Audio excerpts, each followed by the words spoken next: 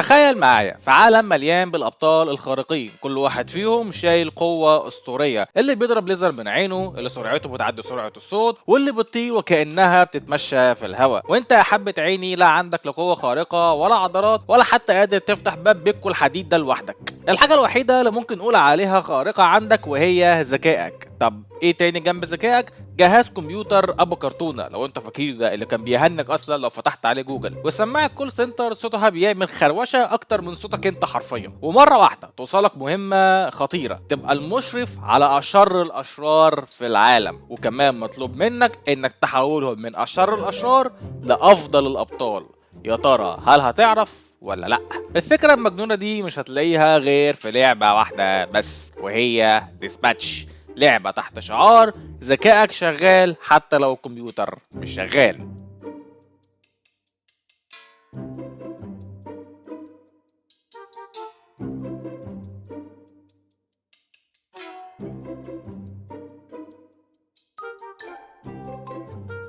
ازيكم يا شباب، عاملين ايه؟ وحشتوني والله. النهارده هنتكلم عن مراجعه واحده من ابرز الالعاب اللي اثارت ضجه كبيره جدا مؤخرا، لعبه ديسباتش من تطوير ايد هوك ستوديو. لعبه قصصيه فرديه بتجمع ما بين الكوميديا والدراما، وفي نفس الوقت بتقدم تجربه استراتيجيه مميزه تختلف تماما عن العاب تيل اللي كلنا كنا متعودين عليها. اول حاجة لازم نتكلم عنها وهي القصة، لان فعلا هي نقطة القوة في لعبة ديسباتش. في اللعبة احنا بنلعب بشخصية اسمها روبرت رابرسون، اللي كان بطل خارق مشهور قبل كده باسم ميكا مان، بس بعد ما بدلة الميكا بتاعته اتكسرت واتدمرت في مهمة معينة اضطر يسيب حياة الابطال ويبدأ فصل جديد في حياته لما انضم لشركة اسمها SDN كديسباتشر، يعني الشخص اللي بيدير الابطال وبيبعتهم للمهمات. وبيكون معاه فريق غريب ومختلف شوية اسمه تيم زد، واللي بيتكون من ناس كانوا أشرار زمان لكن دلوقتي بيحاولوا يكونوا أبطال حقيقيين. في الفريق بتاعنا عندنا شخصيات زي فلامبي، انفيزاجيل، سونار، بريزن،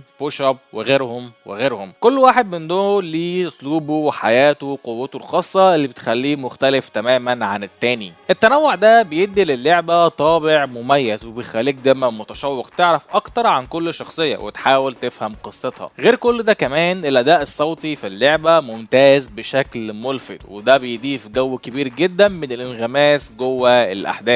اسلوب اللعبة في ديسباتش مش بيعتمد على الاكشن المباشر زي الالعاب التقليدية، لكن في الحقيقة هي لعبة إدارية واستراتيجية. انت هنا بتلعب دور الديسباتشر، يعني الشخص اللي بيبص على الخريطة الكبيرة المليانة بالبلاغات والمهمات، ويبقى انت لازم تختار لكل مهمة وبلاغ البطل المناسب ليها علشان ينفذها بأحسن شكل ممكن. كل بطل من فرقتك عنده قدراته الخاصة ومميزات معينة بتخليه مناسب أكتر لأنواع معينة من المهمات، وده بيخليك تفكر كويس قوي قبل ما تبعت أي حد في المهمة، لأن الاختيار الغلط ممكن يغير مجرى المهمة كلها. غير كده اللعبة بتقدم نظام الاختيارات في الحوارات بيشبه ألعاب التيل، وده بيخلي القصة بتتغير حسب قراراتك، وبتحس ان كل كلمة انت بتقولها ليها تأثير على الأحداث. وكمان في نظام التطوير جوه فرقتك، وده بيخليك مع الوقت بتطور اعضاء الفرقه بتاعتك سواء من ذكاء او كاريزما او مهاره او تخطيط او ايا كان اللي انت هتطوره، وده بيخلي الفرقه بتاعتك على طول بتتطور، وده بيزود كمان من متعه وتحدي اللعبه. من الناحيه الفنيه لعبه ديسباتش بتحسسك انك بتتفرج على انمي عالي الجوده. الانيميشن هنا نظيف ومترتب جدا، الالوان المستخدمه مريحه للعين ومتناغمه مع الثيم العام للعبه،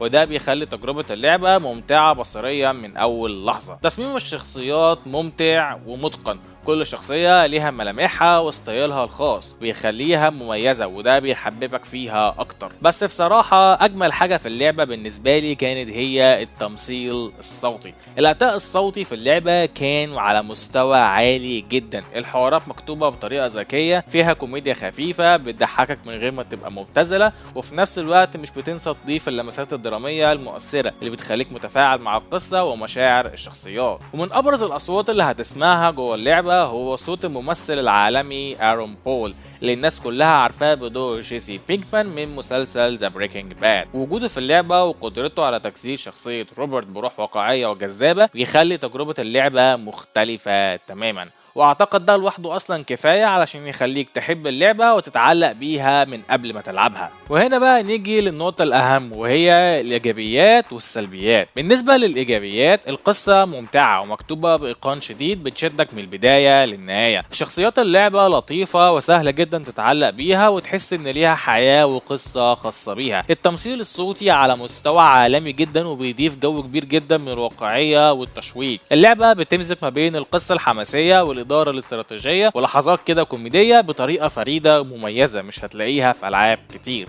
بالنسبة بقى للسلبيات، ففي الحقيقة اللعبة دي من أقل الألعاب اللي لقيت فيها عيوب الصراحة، لكن في حاجة واحدة بس مش هقدر أتغاضى عنها وهي كثرة الألفاظ والمشاهد الخارجة اللي موجودة في اللعبة. صحيح إن الاستوديو معوض الموضوع ده في بداية اللعبة بإن هما مديك الصلاحية أو الأوبشن إنك تغطي على المشاهد دي والكلام ده، لكن للأسف الأسلوب ده بيظهر كتير جدا خلال اللعبة، وده بيضايق بعض اللعيبه خصوصا هنا في وطننا العربي. يعني على سبيل المثال لو انت اخترت انك تغطي على المشاهد الخارجه وتغطي على الكلام اللي بيتقال بحيث ان انت تسمع صوت صفاره بدل ما تسمع صوت الشتيمه، هتلاقي طول الوقت في كل الحوارات اللي بتتقال وسط الشخصيات انت هتلاقي صوت الصفاره ده كتير جدا لدرجه ان انت ممكن ما تفهمش اصلا الكلام اللي بيتقال كان بيتقال ايه. فالصراحه الموضوع ده كان مستفز جدا وبيضايق ناس كتير جدا وانا من ضمنهم. تاني حاجه زيها زي العاب تيل تيل التانيه، في بعض اللقطات والاختيارات اللي بتحس ان هي ملهاش اي لازمه او تاثير حقيقي على مجرى القصه. انا فاهم ان الموضوع ده صعب على اي استوديو ان هم يخلوا كل اختيار انت بتعمله بيغير في مجرى القصه، لكن على الاقل انا كنت عايز لما اجرب اعيد اللعبه باختيارات مختلفه او اشوفها على يوتيوب باختيارات مختلفه احس بتغيير حتى لو بسيط في مجرى القصه، مش الاقي نفسي بعيد نفس الحاجات اللي انا كنت اعملها قبل كده. في النهايه لعبه ديسباتش بتقدم تجربه مختلفه ومميزه عن باقي الالعاب. لو انت من الناس اللي بتحب القصص التفاعليه والشخصيات المكتوبه بشكل قوي ومتقن ومش بيهمك وجود الاكشن الكتير، فاللعبه دي هتعجبك جدا. انا شخصيا برشحها لاي حد بيحب الالعاب من استوديو تيل تيل، بس مع الاضافه لمسه كوميديه مميزه بتخليها فريده من نوعها. وبكده نكون خلصنا مراجعتنا للعبه ديسباتش. وقولوا لنا في التعليقات رايكم عن اللعبه وجربتوها ولا لسه، وهل عجبتكم ولا لا. ما تنسوش تعملوا لايك وسبسكرايب في القناه عشان يوصلكم فيديوهات جديده اول باول. و see you in the next video.